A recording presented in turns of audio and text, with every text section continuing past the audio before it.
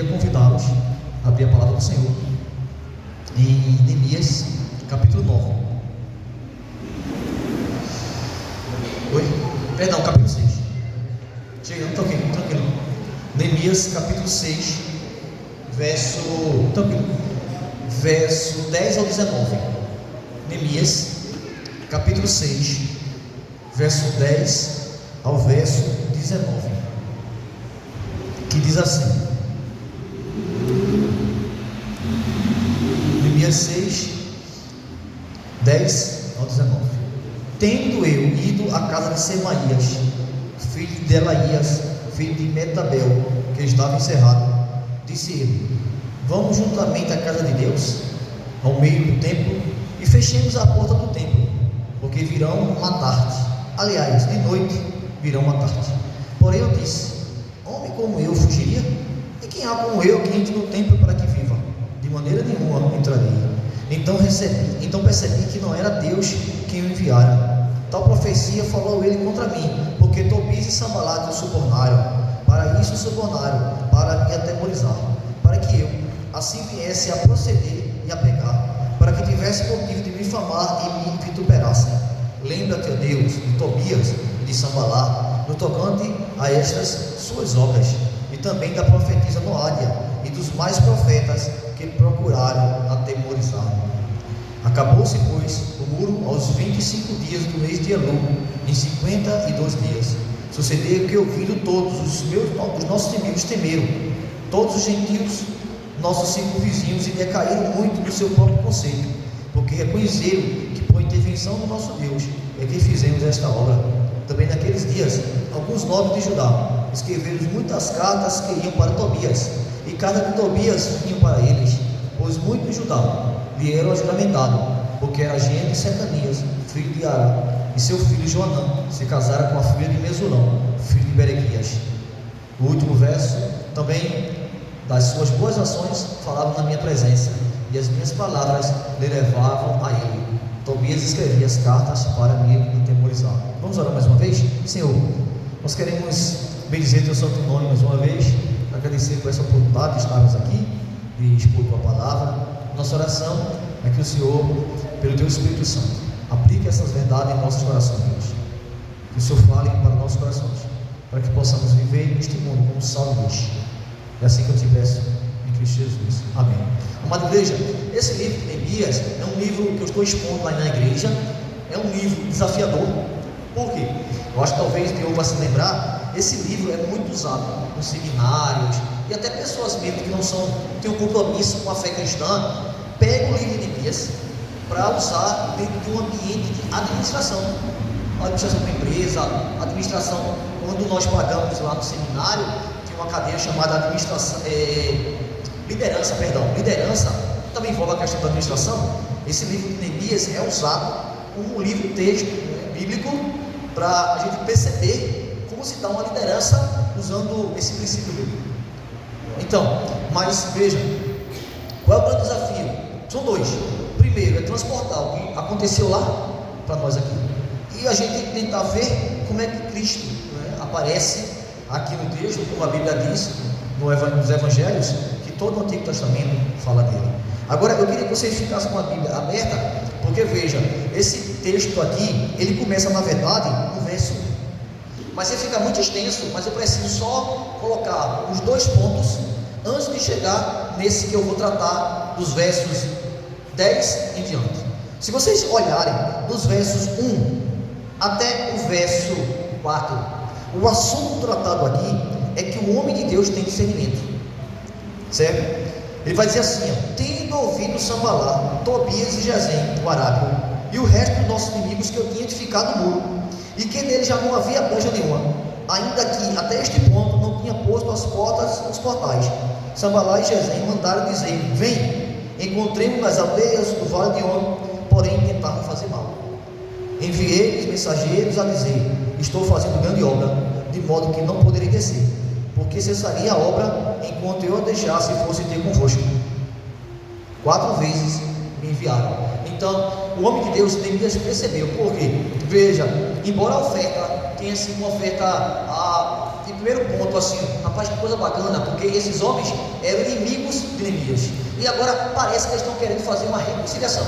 Então, lógico, qualquer homem de Deus, qualquer pessoa, quando a gente tem um inimigo e a pessoa diz assim, mas quero fazer as pazes comigo, qual é a primeira coisa que a gente diz? Eita, Deus ouviu minha oração, Deus tocou no coração dessa pessoa para que ela viesse a mim e restaurasse ou se arrependesse. A gente tem essa facilidade, né? Vamos dizer assim, essa tendência de sempre olhar desculpa a redundância, com os olhos a questão do outro. Mas veja, lembre-se que Jesus falou que nós devemos ser simples e prudentes. Às vezes a gente tem sido tolo e acha que nós somos simples, mas não é, a gente tem que ter prudência. Foi que Neemias percebeu aqui. Como é que Neemias detectou isso? Ele, veja, no verso 2, né, há um convite para ir para esse vale de Ono. O vale de Ono era a região, nessa época aqui, onde tinha os inimigos de Israel, um grupo muito forte. Então Neemias percebeu, peraí, se ele quer paz, porque ele está me levando para um local que é um território inimigo. Segundo, a insistência dele. Agora, a pergunta dos grupos que tinham, Neemias percebeu, pela quinta vez, vai dizer o verso 5, o seu moço, aí depois traz uma carta aberta. Mas veja, a pergunta é, quando um líder, uma pessoa que está à frente do trabalho, tem uma sabedoria, tem esse discernimento, como é que ele consegue isso? Será que é por causa da idade dele? A maturidade? Também. Lógico que quanto mais maduro, mais sábio, mais vivido a gente tem, né? A vivência da vida, a gente aprende a captar certas coisas com mais facilidade. Mas não é isso aqui que está tratando o texto. Por quê? Olha comigo, por favor. Neemias capítulo 5, verso 9. 5, 9. Estou fazendo esse panorama para a gente chegar no texto. 5, 9. Vai dizer assim: então se calaram e não acharam o que responder. Disse mais: não é bom o que fazeis. Porventura não devíamos andar no temor do nosso Deus? Neemias está dizendo o quê? Nós devemos andar no temor do Senhor. Agora vá para o verso 15. Finalzinho do verso 15. Capítulo 5, verso 15. Diz assim, lá no finalzinho: porém eu assim não fiz, por causa do temor de Deus. Então, esses dois versos antecedem o capítulo 6. E a Bíblia diz qual é o princípio da sabedoria? Temor ao Senhor.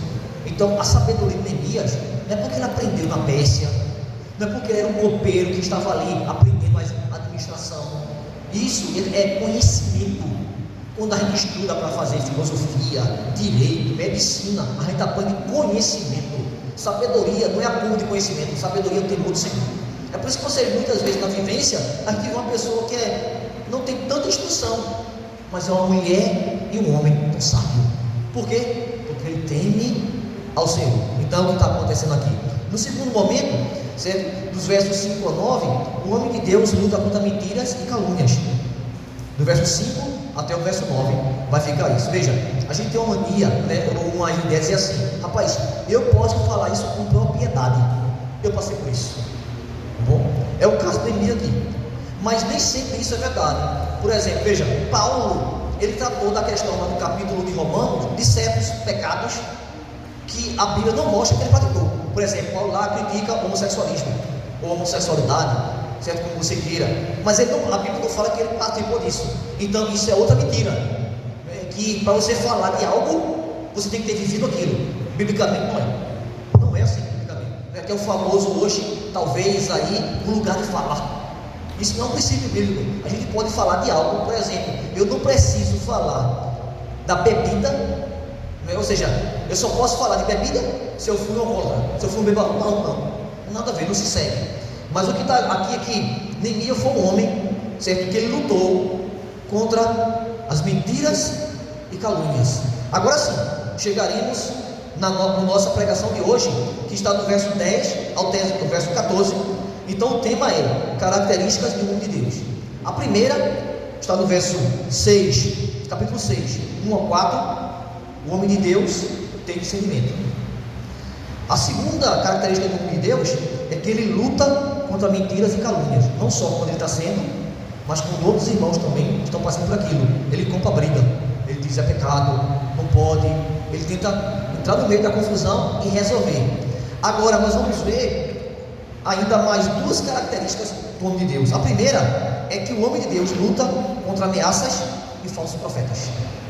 Isso está dos versos 10 ao verso 14. Veja, Semaías, como vai dizer aqui o texto, era filho de Delaías, tá bom? Alguns autores vão dizer que ele pode ter sido um sacerdote, porque ele tinha um acesso especial ao templo. Isso vai estar lá em 1 Crônicas 24, 18. Então Semaías, né, filho de Delaías, aqui ele é retratado como um profeta, sobre o qual o texto não dá mais informações. Neemias parece ter confiado nele, em quem? Em Semaías, o bastante para ir na sua própria casa. Acompanhe comigo, por favor, verso 10. Tendo eu ido à casa de Semaías. Então Neemias certamente confiava nele. Foi lá, para quê? Veja, filho de Metabel, que estava encerrado. Aqui é uma discussão, o que é isso? Se ele estava doente, se ele estava restrito por alguma coisa, esse cerrado aí, né? Mas não veio o caso. Disse ele: vamos juntamente à casa de Deus. Atente-me, Neemias, parece que ele tem uma intimidade com essa pessoa. Uma vez dentro da casa, foi dito a Neemias, por esse profeta chamado Semaías, que existia um plano de assassinato contra Neemias. Veja bem, o pastor Diogo na minha casa. Eu digo: Diogo, tem um plano aí de assassinato contigo. Veja que o negócio é tão bem articulado, irmãos, que ele, aqui no texto, ele não só sabe o plano, mas até o momento. Veja, disse ele: vamos juntamente à casa de Deus e fechemos a porta do templo, porque virão matar-te. Aliás, à noite virão matar-te. Então ele tem informações precisas. Ele não só sabe: Diogo, vão tirar tua vida, mas a hora, a noite. Então ele tinha informações privilegiadas. Então ele estava se passando pelo quê? Pelo profeta. Porque lembre-se que aqui, aparentemente, esse homem era um judeu, porque é um sacerdote, então tem que ser judeu. E ele não tinha amizade com esse Tobias, Gesem, que era de outro povo. Então ele está se passando aqui pelo profeta. Esse é o primeiro ponto que eu quero que vocês pensem nisso nessa noite. Era o profeta. Bom, então, se Diogo, acredita em mim, a gente se conhece. Ele vai para a minha casa e diz: Diogo, tem um plano. Talvez ele pergunte: como é que eu descobri isso? Não vi o caso não, mas eu sei até a hora. Aí o que é que eu faço? Pastor Diogo, vamos, veja lá, para o meio do templo, para a casa de Deus.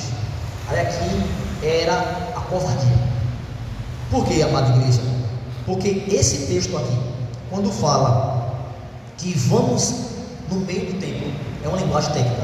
Vou explicar já para vocês isso, tá bom? Então a solução de Semaías era fazer o de Neemias no templo. Apesar de Neemias não ser sacerdote e sua presença no templo ser contra a lei de Deus, a expressão no meio do templo significa um lugar santo. Veja, vou tentar trazer para hoje, tá bom? Suponhamos que eu fosse um sacerdote, Semaías. Pastor Diogo vai na minha casa, ele é um administrador. E eu digo: pastor Diogo, olha, tem um grupo aí querendo tirar a tua vida, e vai ser hoje, tal hora. Vamos lá para o púlpito da igreja ficar escondido. Mas Diogo é um homem crente, é um homem que tem o quê? Temor do Senhor. Ele sabe que isso é uma armadilha. Por quê? Porque no lugar do templo, só quem podia entrar era o sumo sacerdote. Ninguém podia entrar. Então isso aí era, ele queria colocar Neemias em maus lençóis. Veja, o que é que está por trás disso aqui? É a experiência, a sabedoria, o conhecimento de Neemias da palavra de Deus para dar essa resposta. Veja lá. Porém eu disse, verso 11: homem como eu fugiria? E quem há como eu que entre no templo para que viva? Neemias, ele podia dizer assim: rapaz, então quer tirar minha vida. O que é que custa eu ir lá para o púlpito e me esconder aqui atrás? Eu estou salvando minha vida. Qual é mais importante? Mas Neemias não pensou isso não. Neemias pensou: ali é um lugar específico para quem Deus chama. Veja, Neemias, ele tinha conhecimento administrativo. Ele fez uma grande obra em pouco tempo, mas ele sabia o lugar dele. Hoje, o que falta para a igreja brasileira é os crentes saberem os seus lugares. Na igreja nós temos talvez médicos, juízes, mulheres muito mais inteligentes do que homens, mas a questão é, Deus lhe chamou para isso, para a obra da pregação. Veja, quando eu falo pregação, há uma confusão. Às vezes as irmãs dizem assim: eu não posso pregar. Por quê? Porque o termo pregar, ele perdeu o seu sentido. Pregar, biblicamente falando, é só para quem Deus chama, vocaciona, é preparado e é para ministério masculino. O termo pregação na Bíblia é um termo técnico. Agora, evangelizar é uma chamada para que todo mundo faça. Criança, adolescente, todos são chamados para evangelizar. Então, as irmãs, os adolescentes podem sair na rua aí, evangelizando, falando de Cristo, testemunhando, ensinando. Mas pregar é um termo técnico que isso diz para o homem que Deus chamou, a igreja reconheceu, foi preparado e foi ordenado para aquilo.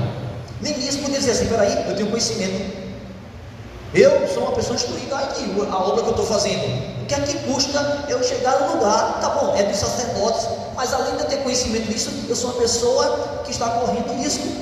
Não, nem mesmo colocou a vida dele à frente da verdade de Deus. O que mais importa, irmãos, é nós estarmos debaixo da vontade do nosso Senhor.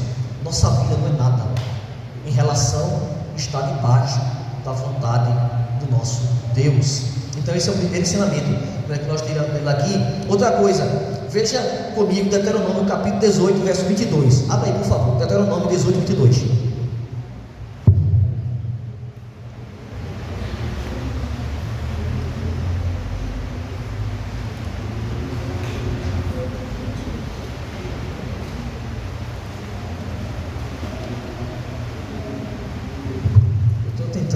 Alguém me ajuda aqui?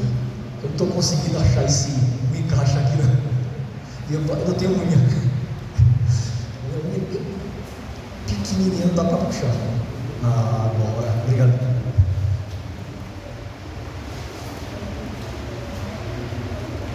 Pronto. Deuteronômio 18, 22 diz assim. Eu vou ler em duas versões, tá? A primeira diz assim: diz assim: quando esse profeta falar em nome do Senhor e a palavra dele não se cumprir, nem se suceder como profetizou, esta é a palavra que o Senhor não disse. Com soberba falou o tal profeta, não tenha temor dele. Então qual é a característica aqui para a gente descobrir que é um falso profeta? É quando a coisa não se cumpre, não é isso? Mas aí é o problema. Por que o problema? Porque, por exemplo, eu posso profetizar para Diogo, ele vai ter que esperar um tempo, sei lá, aí eu digo assim: daqui para o dia 31 de dezembro, Diogo, isso aqui vai estar tudo pronto, e tu vai ganhar um carro novo. Vai, é isso? Então eu tenho até quando para ser considerado falso profeta, ou verdadeiro profeta? Até o dia 31 de dezembro, até meia-noite eu fico lá orando: cadê o carro? Meu? Chegou. Depois daquilo, eu sou um falso profeta, porque não se cumpriu. Essa é uma das características de se julgar um profeta. Mas veja Deuteronômio 13, 1 a 5. Deuteronômio 13, 1 a 5.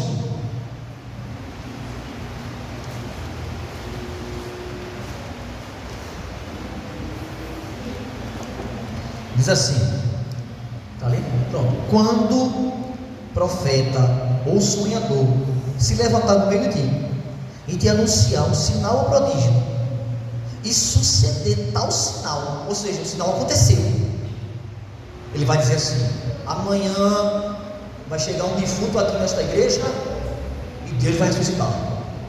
Aí amanhã chega o defunto, ressuscita. Esse é um verdadeiro profeta, não é isso? Porque se cumpriu? É não. Tem mais, veja lá quem vai dizer o texto. E disser, ou seja, aconteceu, agora vai dizer: vamos após outros deuses que não conhecestes Se vamos, não ouvirás a palavra desse profeta ou sonhador, porquanto o Senhor vosso Deus vos prova para saber se amais o Senhor vosso Deus de todo o vosso coração, de toda a vossa alma. Andareis após o Senhor vosso Deus, e a Ele temereis, guardareis os seus mandamentos. Então, a gente muitas vezes analisa o profeta por aquilo que aconteceu. Isto é uma parte da verdade. A outra parte é se ele está conduzindo o povo de Deus para chamar a atenção para si, ou está conduzindo o povo de Deus para cumprir, para andar nos estatutos e na lei do Senhor. A gente tem a tendência de olhar, pronto, olhe para esse programa de televisão. Eu acredito que muitos desses homens que estão aí, desses mentirosos, desses falsos profetas, aqui não acontece. Eu acredito que acontece, porque a Bíblia diz que o diabo pode ter esse poder para querer enganar, mas o que eles pregam condiz com a verdade? Não, é falso profeta. É isso que Neemias está fazendo aqui. Neemias está dizendo assim: rapaz, vocês estão sendo falso profeta. Vocês sabem que jamais alguém pode entrar no templo a não ser o sacerdote. Como é que vocês estão querendo dizer assim? É para salvar a tua vida. Se Neemias faz isso, irmãos, e aconteceu uma coisa muito séria com Neemias. Abra aí também, por favor, 2 Reis, capítulo 15, versículo 1 e o verso 13. Aqui é contada a história, certo, nesse texto, de um homem chamado Uzias, que também, nesse texto aí, ele vai ser apresentado como Azarias. Então, Azarias, Uzias são as mesmas pessoas. Mas se você for para 2 Crônicas 26, 14 a 21, esse homem chamado Uzias ou Azarias, quando se atreveu a entrar no templo, ele era um rei e queimar incenso, que era um ministério reservado aos sacerdotes. Sabe o que aconteceu com ele? Ficou leproso. Por quê? Porque ele era um homem chamado de Deus para questões administrativas, rei. Ele não podia entrar. Ou seja, é comum. Vocês podem ver isso depois. No YouTube agora é uma beleza. A gente vê muitas coisas com muita facilidade. Veja lá, tempo de campanha eleitoral, que está assim de pastores colocando os políticos no púlpito. Ele não foi chamado para isso. Veja, ele pode sim, o pastor Diogo pode, né? No final do culto, dizer: irmãos, está aqui alguém que quer falar. Mas no culto, isso é exclusivo dos oficiais da igreja, dos presbíteros, dos pastores. Porque não é estrela. Aqui na igreja não tem estrela, não tem grande, a não ser Jesus Cristo. Só Ele que merece toda a honra, toda a glória e todo o louvor. Então, aqui aconteceu. Ele disse: eu sou rei. Quem vai me impedir de fazer isso? Ninguém, só Deus. Deus colocou lepra nele. Então, Deus é que diz como é que deve andar o povo dele. Tá bom? Veja ainda, por favor. Vamos lá, o verso 12. Então percebi. Por que ele percebeu? Por causa dessa mentira que ele sabe, Neemias, que não pode entrar no templo. Então ele percebeu que não era Deus que o enviara, esse profeta. Tal profecia falou ele contra mim, porque Tobias e Sanbalá o subornaram. Irmãos, amada igreja, quantos homens de Deus aí estão pregando mentira por causa de dinheiro? Porque para ele o que mais vale é o dinheiro. Ontem meu irmão estava dizendo, não, meu filho estava dizendo, que estava procurando no YouTube lá, ou foi no Instagram, não lembro agora, que tem um pastor aí, desses midiáticos, que estava com um relógio, porque meu filho gosta muito desses, olhar assim, relógio, essas coisas, né? Roupa e tal. Aí, 95 mil reais o relógio. Aí meu filho disse: papai, imagine um acessório, imagine um carro, a casa. Aí ele disse: sabe o que é que mais me irrita, pastor? Isso me preocupa, é que tem tantos pastores fiéis, está descendo. E um homem desse pregando uma mentira está prosperando. A gente tem que ter cuidado com isso. Esses homens foram subornados para tentar corromper o homem de Deus. Que o nosso ministério, o nosso trabalho, veja, o pastor Diogo falou uma coisa aqui que eu achei fantástico. Um irmão que está querendo mudar de emprego, não é para ganhar mais dinheiro, mas é para melhor servir a nossa Deus. Será que muitas vezes o nosso coração não tem sido subornado com essa tentação de dizer assim: eu vou para aquele local porque eu vou ganhar mais, eu vou trabalhar ali mas muitas vezes é verdade, a gente vai para aquele local, vai ganhar mais, mas a gente vai sacrificar convívio com a família, a gente vai sacrificar o tempo com a igreja. Será que vale a pena mesmo isso? Será que vale a pena você trabalhar de domingo a domingo, vai estar ganhando todo o dinheiro do mundo, mas está perdendo a família? Eu estava lendo esse dia de uma história de um homem que ele foi muito pobre nos Estados Unidos, e ele disse que quando crescesse ia batalhar, estudar para que ele dar o melhor à família dele. E realmente, ele é um dos maiores empresários dos Estados Unidos, ganha muito dinheiro, e ele dava tudo ao filho e à esposa. Só tinha um filho e uma esposa. Certo que ele chegou em casa, a esposa disse: tchau, estou indo embora. Ele se desesperou, porque ele amava muito a esposa. Essa história é real. E chamou o filho e disse: filho, meu casamento está se acabando, sua mãe quer me deixar. Ele disse: papai, o seu casamento já acabou faz muitos anos, o Senhor nos deu tudo, mas só queria uma coisa: a sua presença. O Senhor nunca nos deu. Ele começou a chorar, porque ele dedicou toda a sua vida para dar o melhor para a família, mas sacrificando estar próximo dos seus filhos. Mas será que valeu a pena? O coração dele foi subornado pela ganância do dinheiro. Então Neemias aqui detecta isso, que esses homens estão sendo comprados para levantar falsos testemunhos. Veja, você quer deixar claro aqui: você trabalhar, você orar a Deus, e Deus abrir uma porta de emprego, você vai ganhar mais, isso é pecado? Não. Pelo contrário, Deus usa isso para que através da sua vida você abençoe outros irmãos, você abençoe a igreja dele. Deus faz isso. Eu estou dizendo quando isso coloca em sacrifício a família e o seu bem-estar espiritual, aí não tem conversa não, isso é pecado. Agora, ganhar dinheiro, trabalhar com honestidade, isso é o que Deus diz na sua palavra, certo? Vamos lá. Aí no verso 14: lembra-te, meu Deus, de Tobias e Sanbalate. Ele está fazendo oração para que Deus julgue. E ainda tem mais, aparece uma profetisa aqui, também mentirosa, vai dizer: no tocante a estas suas obras, e também da profetisa no águia. Ou seja, desde aquelas épocas até hoje, irmãos, existem falsos profetas, profetisas mentirosas. Isso é na história da igreja. Jesus disse: naquele dia uns dirão meu nome, profetizei, fiz sinais, maravilhas, e eu vos direi: eu nunca vos venci. Irmãos, não devemos atentar para o milagre, mas se aquele milagre aponta para Cristo, e aquilo que o pregador está pregando é a verdade de Deus. A igreja brasileira, ela é altamente influenciada por essa facilidade, desse erro, de ser conduzida por maravilhas. Veja que Israel foi assim. Veja, Deus tira Israel para o Egito. Quando Israel entra no deserto, a primeira coisa que Israel faz? Bezerro de ouro. Aí Deus coloca uma nuvem de manhã, uma nuvem de fogo à noite, maná, água. Se existe um povo que viu mais milagre, foi Israel. Mas mesmo assim a ingratidão era constante. Então milagre não quer dizer muita coisa não, irmãos. Tanto para atestar a veracidade de quem faz, como também para mostrar a gratidão do nosso coração. Então,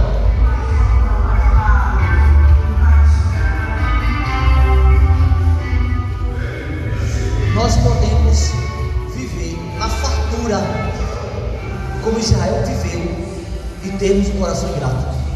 Nós podemos viver nas dificuldades como Paulo viveu. Ele vai dizer: aprendi a estar contente em toda situação.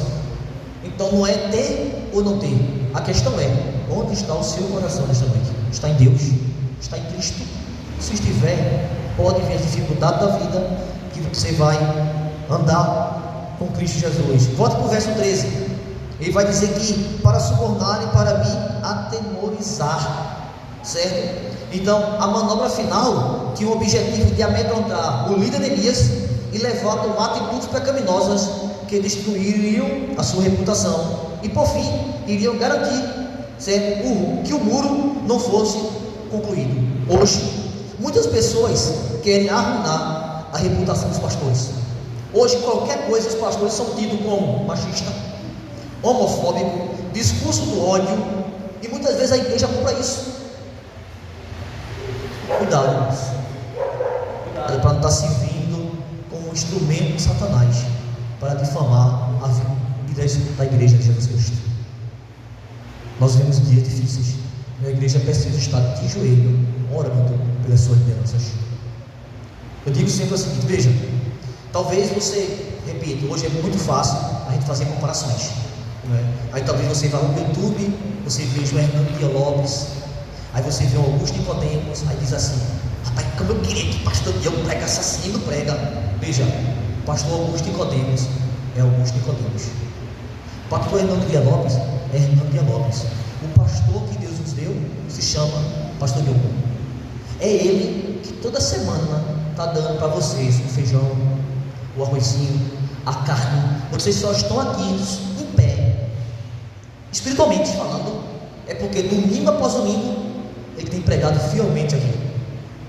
Então, até isso mesmo nós podemos difamar o pastor, começar a fazer comparações, dizer: não, está sabendo como é que o pastor pregou assim?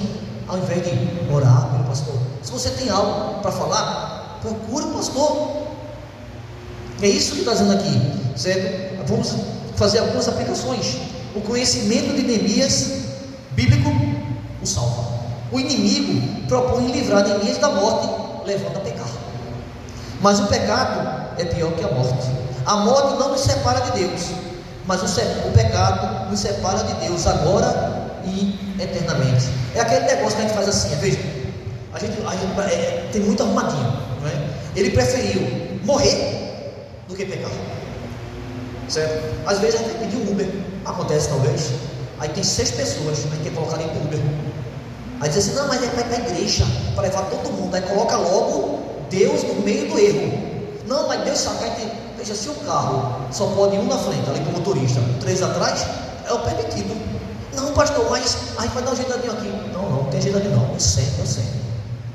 Então prefira perder do que pecar. Prefira chamar o outro Uber do que pecar contra Deus, porque se é legal, não pode. Além disso, você pode estar prejudicando uma pessoa. Pensa bem, esse motorista vai para uma blitz, o que vai acontecer com ele? Vai ser multado. Você contribuiu para que houvesse um dano para a pessoa.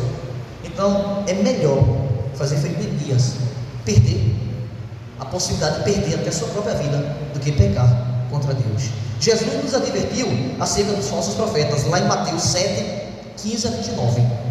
Não há sentido em colocar no portão do jardim um aviso: cuidado com o cachorro, se tudo que você tem em casa é um casal de gato e periquito. Não tem sentido. Se Jesus falou, se advertiu contra os falsos profetas, é porque haverá falsos profetas e deveremos estar atentos para esses falsos profetas. O que é que eles estão pregando? O que é que eles estão falando?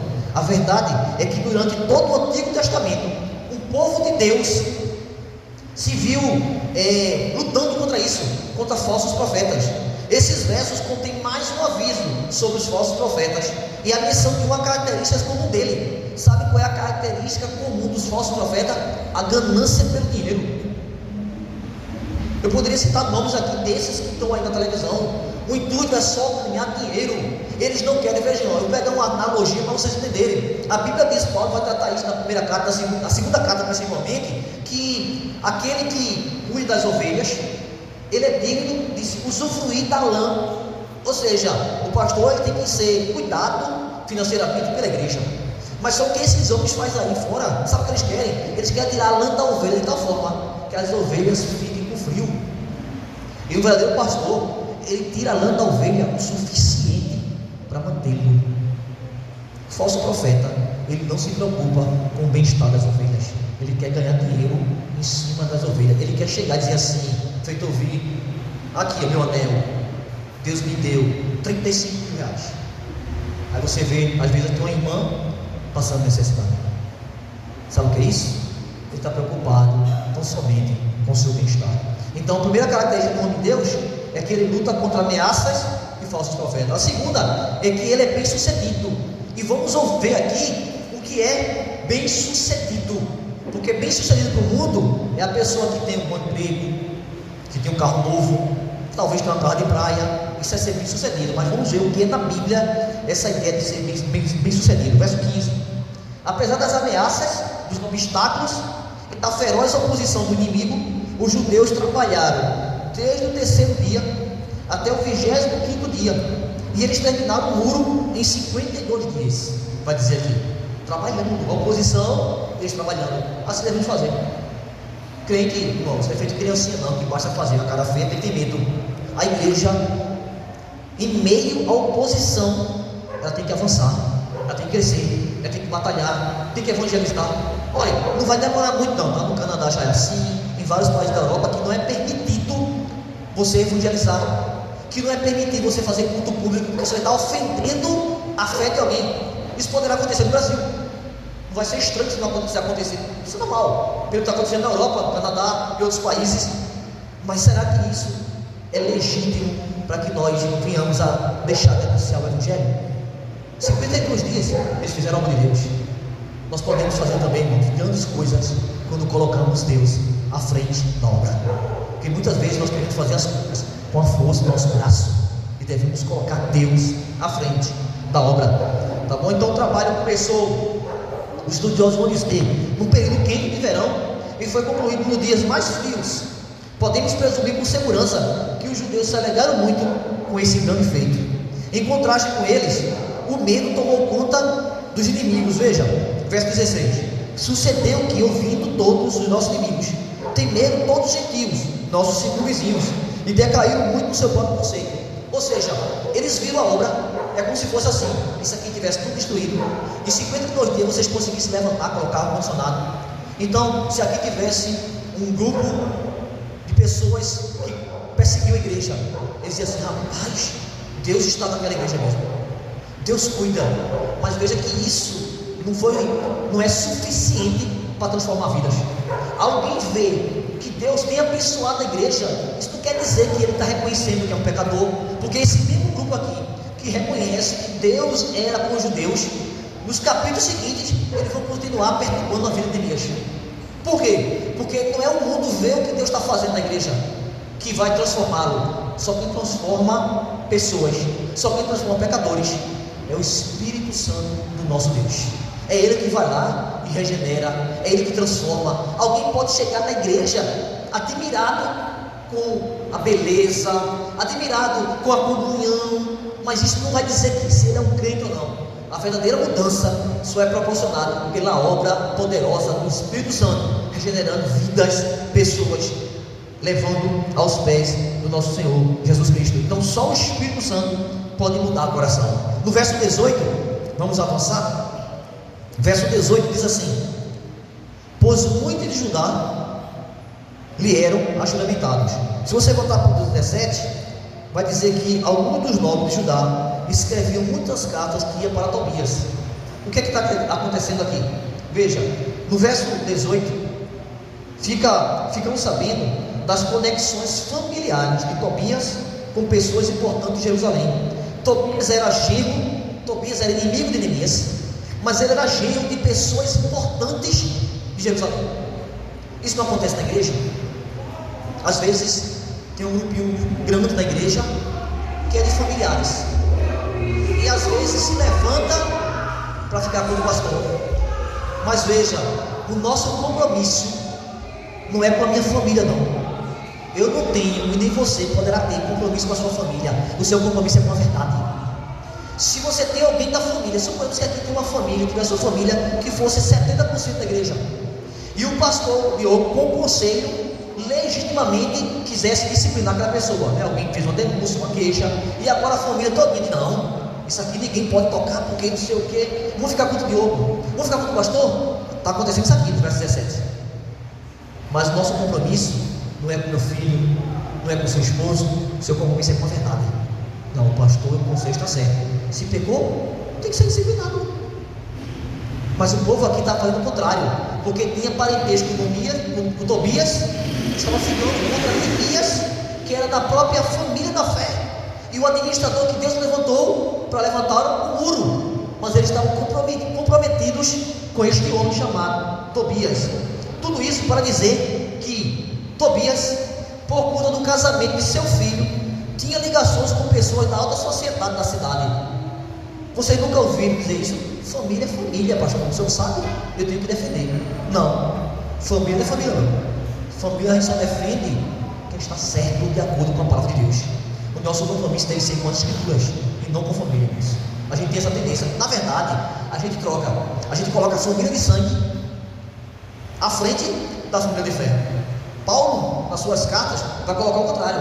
Vai dizer que a família de fé é mais importante do que a família de sangue. Por quê? Porque foram salvos pela pessoa de Jesus Cristo, parte da mesma família. Então o verso 18 mostra uma triste realidade que está presente nas muitas igrejas atuais. Em vez de viver suas vidas de acordo com os princípios bíblicos, alguns vivem suas vidas conduzidos por laços familiares. No dia de Neemias, os laços familiares levaram a lutar contra os fiéis, contra a igreja. Quantas igrejas hoje são prejudicadas e até destruídas porque a liderança da igreja tem medo de seus familiares, essas pessoas, dos membros, em vez de temer a Deus e confiar na sua palavra? Quantas? Finalizando o verso 19, também, veja, as boas ações de Tobias, que era inimigo do povo de Deus, essa família trazia. Chegava para o pastor Diogo, para Neemias, e dizia assim: olha, Tobias é um homem, ele tem feito coisas maravilhosas. Colocava ele lá em cima, e tudo que o pastor Diogo fez aqui levava para o inimigo. Ou seja, estava vendo o que aqui? Uma covardia. Só os atos bons de Tobias para dizer assim: está vendo, pastor Diogo, está vendo, Neemias, que você está errado, Tobias não é tão mal assim como você está dizendo, veja que ações boas ele fez. Aí suponhamos que o pastor Diogo dissesse assim: mas ele tem feito isso contra o Senhor. Eita, olha, o pastor Diogo é contador, te liga, filho. Aí está indo lá, está falando bem de tu, mas o pastor Diogo está sempre mostrando os teus pecados. É o que está acontecendo aqui. Aquele disse que acontece muitas vezes dentro da igreja, aquele chamado famoso pecado fuxico da maledicência. Isso aqui a Bíblia está apresentando os problemas decorrentes disso. Irmãos, para finalizar, o verso 19: então, para a realidade contínua de que a obra de Deus é sempre realizada em meio à oposição e obstáculos. Sempre foi assim. A obra de Deus é muito difícil, mas Deus sempre dá graça e sempre abençoa o seu povo. A obra de Deus sempre será realizada com a ajuda de Deus, ainda que Ele use fiéis para realizar seus planos. Por fim, Deus sempre será vencedor, sua obra sempre será bem sucedida. Agora, onde é que fica aqui? Como eu falei, que o servo de Deus é sempre bem sucedido. Será porque ele terminou? Será porque ele comprou o carro? Será que ele comprou a casa? Não. O caminho para a exaltação, ou o caminho do sucesso, é marcado pelo sofrimento, tal como Cristo, que antes de ser glorificado e exaltado, passou pelo sofrimento. Assim também serão os filhos de Deus. Primeiro devemos sofrer, mas o nosso sucesso é certo. Estaremos eternamente com o nosso Senhor e Salvador Jesus Cristo. Deus o Pai exaltou Jesus Cristo porque seu sofrimento foi bem sucedido. Ele salvou pecadores, e o resultado é a salvação para todos aqueles que o Pai deu a Cristo.